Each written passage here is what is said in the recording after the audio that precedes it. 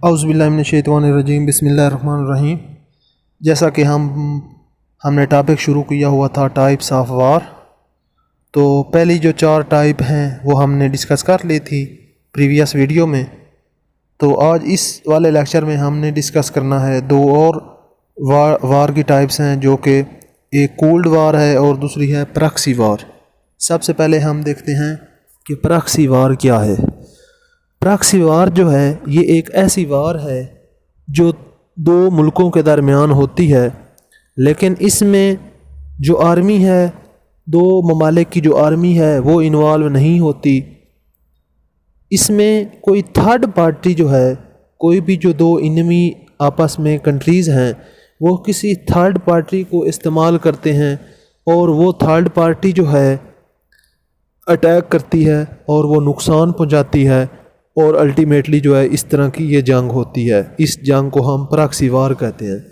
Example سے آپ کو اس کی بہتر طریقے سے سمجھ آئے گی کہ فار ایگزامپل پاکستان اور انڈیا کے درمیان اکثر جو ہے یعنی کہ ڈائریکٹ جنگ نہیں ہوتی۔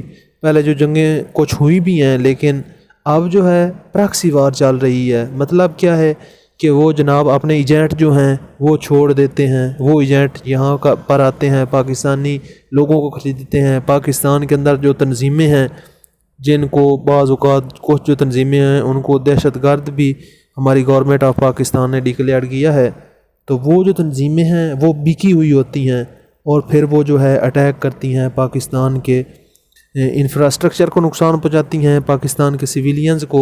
کہیں پہ کوئی کنونشن، میٹنگ یا اجلاس وغیرہ ہو رہے ہوتے ہیں تو وہاں پر وہ اٹیک کرتی ہیں بم کے ذریعے یا فائرنگ وغیرہ کے ذریعے۔ تو اس طرح کی یہ جو وار ہوتی ہے یہ پراکسی وار ہوتی ہے۔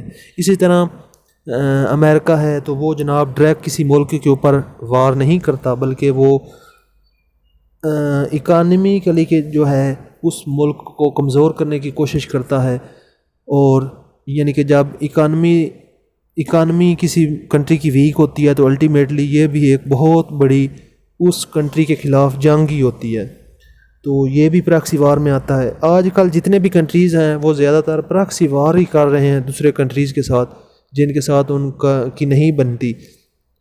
تو ڈائریکٹ جو وار ہے، اب اٹامک بم جو ہے وہ ڈائریکٹ نہیں چلتے، اب جو ہے اس طریقے سے دھوکے بازی سے جو ہے ایک کنٹری جو ہے دوسرے کنٹری کو نقصان پہنچانے کی کوشش کرتا ہے، تو یہ ساری کی ساری پراکسی وار میں آتی ہیں۔ اس سے جو اگلی ٹائپ ہے وار کی وہ ہے کولڈ وار۔ کولڈ وار جو ہے یہ بھی ایک بہت زیادہ آج کے ایرا کے اندر، آج کے دور کے اندر جو ہے چلنے والی وار ہے، جو کہ کنٹریز کے درمیان اکثر رہتی ہے۔ تو اس کی جو بیسٹ ایگزامپل ہے وہ یہ ہے کہ 1947 سے لے کر 1991 تک جو امریکہ اور روس کے درمیان جو مسلسل ایک کولڈ وار چلتی رہی ہے، تو یہ بہت ہی اہم ایگزامپل ہے کولڈ وار کی۔ اس میں کیا تھا کہ جب دوسری جنگ عظیم ہوئی تھی تو اس وقت آپ کو پتہ ہے کہ برطانیہ، فرانس، امریکہ اور روس آپس میں اتحادی تھے۔